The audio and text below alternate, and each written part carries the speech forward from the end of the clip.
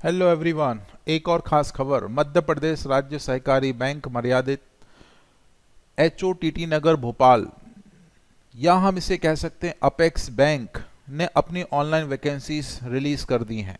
तो मध्य प्रदेश में back to back आपको वैकेंसीज मिलती जा रही हैं।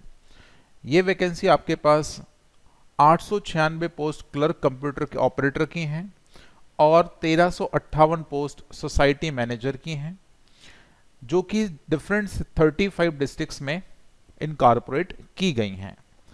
तो आइए पूरी डिटेल में हम चर्चा करते हैं आज की इस पूरी वीडियो में क्या खास रहने वाला है आपके इस एग्जामिनेशन को लेके, क्या सही रणनीति होगी आपके इस एग्जामिनेशन को क्रैक करने के लिए। ये बहुत ही ग्रेट अपॉर्चुनिटी आपके सामने दिखाई दे रही है। तो आइए डिटेल में चर्चा करते हैं, जुड़े रहिए अंत तक। Apex bank invite the online application for the Indian citizen 896 post for clerk and computer clerk या कंप्यूटर ऑपरेटर कह सकते हैं। 1358 post society manager candidate who are in Madhya Pradesh. It's a very very very very very interesting point, right.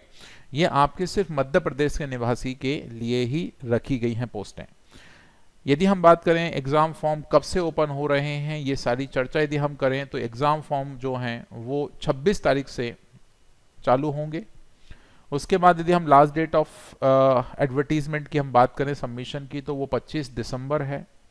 Amount की बात करें, fees charges की बात करें, तो वही 500 और 250 का सिलसिला रख रखा है अलग अलग कैटेगरी वाइज, लेकिन 18% GST आपको अलग से देना होगा। कॉल लेटर की यदि हम बात करें तो कॉल लेटर 7 दिन पहले आपके एग्जाम से मिल जाएंगे, लेकिन एग्जाम की डेट अभी रिलीज नहीं हुई है। उसके बाद यदि रिजल्ट की बात करें तो रिजल्ट आपका जब भी एग्जाम होगा उसके 10 दिन बाद आपको रिजल्ट भी मिल जाएगा। तो बिल्कुल ट्रांसपेरेंट प्रक्रिया आपको सामने नजर आती हुई। अब कुछ बात कर लेते हैं भाई, कहाँ पे कितनी पोस्टें, या मैं बोलूँ किस कंडीशन में कितनी पोस्टें ने रखी हैं। तो क्लर्क कंप्यूटर ऑपरेटर की 503 पोस्टें हैं। ये अलग अलग कंडीशन हैं। Unreserved, SC ST OBC, physical handicapped, ex army, ये पूरा कैटेगराइजेशन उन्हें रख रखा है। कुछ वैकेंसी संविदा बेसिस पे रखी गई हैं। सोसाइटी मैनेजर की 169 वैकेंसीज हैं, राइट। सबसे इंपॉर्टेंट बात यह है, DCCB wise detail in vacant post is annexure 1। Annexure 1 में सारी चीज बता दे रखी हैं कि कहाँ पे कितनी पोस्ट हैं, right. Prevailing the pay scale Rewa 5th, ये अलग अलग पे स्केल आपके पास रेंज वाइज दे रखी हैं, आप इसको पढ़ सकते हैं, देख सकते हैं। ये देखिए, मैं इसकी बात कर रहा था, category wise the vacant post of banking assistant of DCCB backlog, ये आपके पास अलग अलग डिस्ट्रिक्ट वाइज उन्होंने अपनी पूरी वैकेंसीज दे रखी हैं। तो आप यदि अलग अलग डिस्ट्रिक्ट से हैं, जहां से हैं, आप उसके बारे में थोड़ा सा एक नज़र ले सकते हैं। ये पूरी डिटेल को आप ध्यान से पढ़ सकते हैं, राइट। आगे चलते हैं। Same categorise vacant post for society manager के लिए उन्होंने ये अलग अलग वैकेंसी कैटेगराइज कर रखी हैं। आप एक बार गो थ्रू कर लें, मैं सारी चीज़ों को नहीं बना रहा हूँ, ठीक है। आगे चलते हैं। फिर detail categorise wise then backlog vacant post for computer operator and society manager. ये बैकलॉग वाली जो पोस्टें आपके पास हैं वो भी उन्होंने अलग से मैनेज कर दी हैं। ये आपके पास अलग अलग पोस्टें दे रखी हैं। अब मेन मुद्दे की बात ये आती है कि सर ये तो ठीक है, वैकेंसी आ गई, सब कुछ ओपन हो गया, सर ये सारी जानकारी हम इकट्ठी कर लेंगे, लेकिन सर सिलेक्शन कैसे होगा ये बता दो। क्योंकि वैकेंसी तो हर साल आती है, सालों साल बाद आई है या कहीं आई है, लेकिन वैकेंसी तो आती ही रहेगी।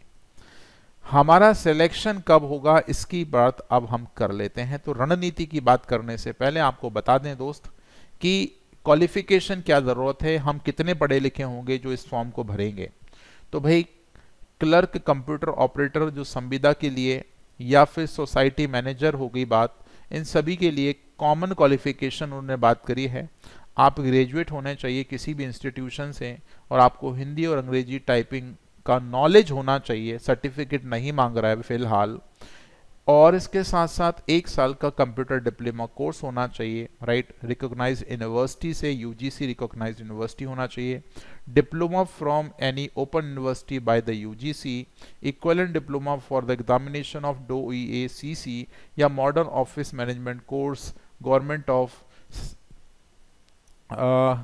Of polytechnic colleges, 1 year certificate course of computer operator assistant, COPA जिसे हम कहते हैं, conducting by the government of ITI, ये सारी जगह से आपने कर रखा होना चाहिए, सर्टिफिकेट होना ज़रूरी है जो प्लेन ग्रेजुएशन करके बैठे हैं।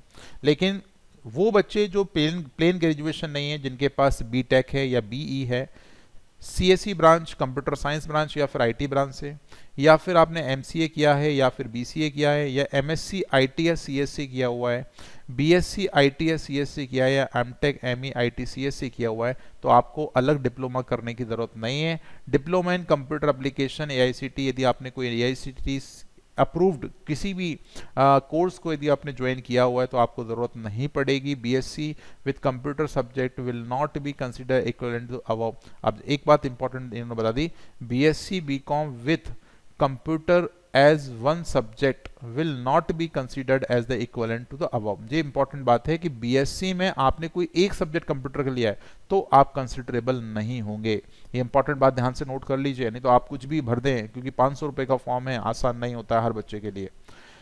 Note, 1 year computer diploma course is not necessary for the candidate having the degree PG under BTech, वही BE, MCA, MSc, BSc, IT, MTech, ME, इन लोगों के लिए आपको डिप्लोमा की ज़रूरत नहीं है। तो बिल्कुल ध्यान से ये पूरा नोटिस पढ़ लीजिए, क्योंकि यही बात है जो आपको शुरुआत देगी। पहली सीढ़ी आपके सिलेक्शन की यहीं से चालू होती है, ठीक है।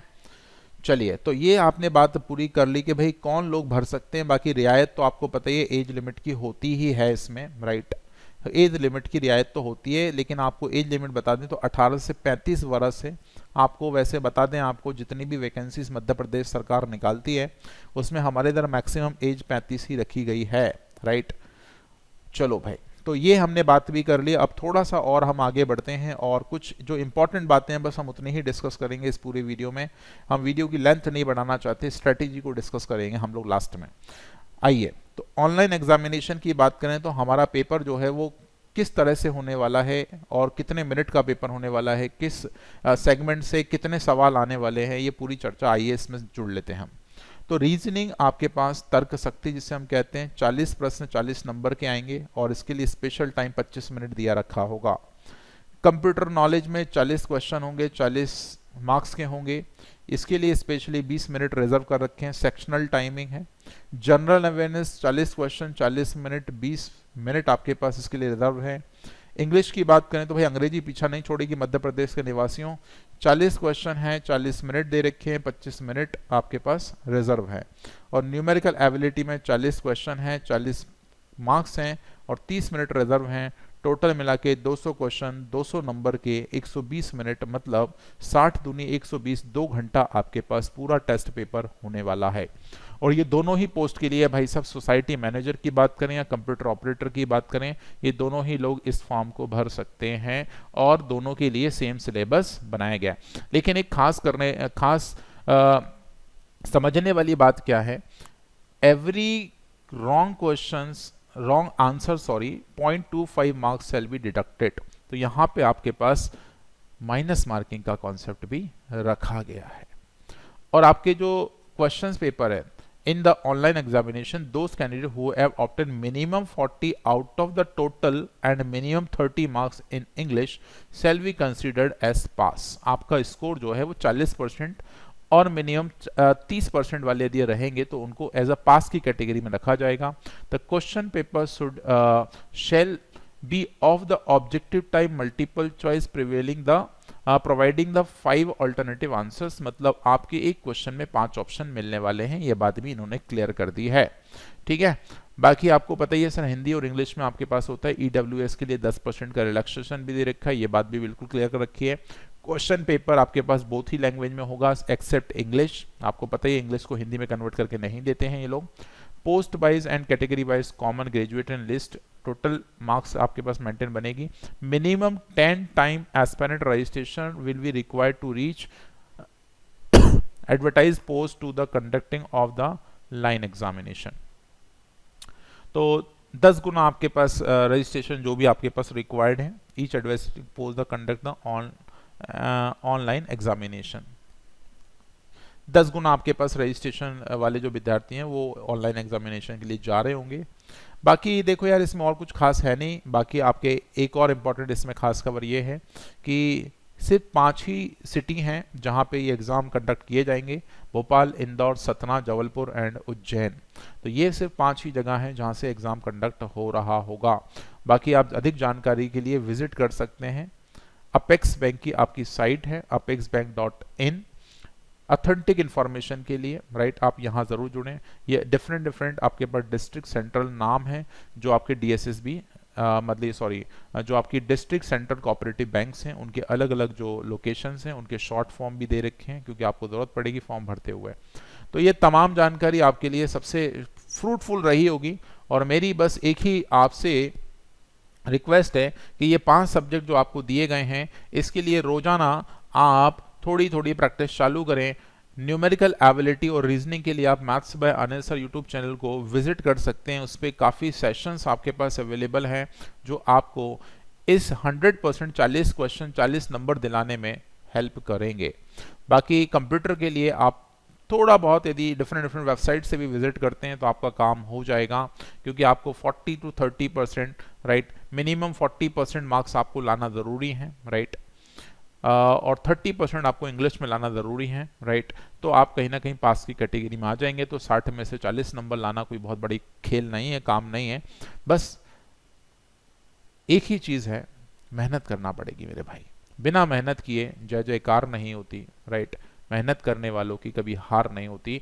तो भाई मेहनत तो आपको करना पड़ेगी क्योंकि मेहनत ही है जो आपको सफलता दिलाएगी। मेरी शुभकामनाएं अभी से आपके लिए, आपके उज्जवल भविष्य के लिए और इस सिलेक्शन को लेकर आपके लिए बहुत बहुत धन्यवाद। Thank you.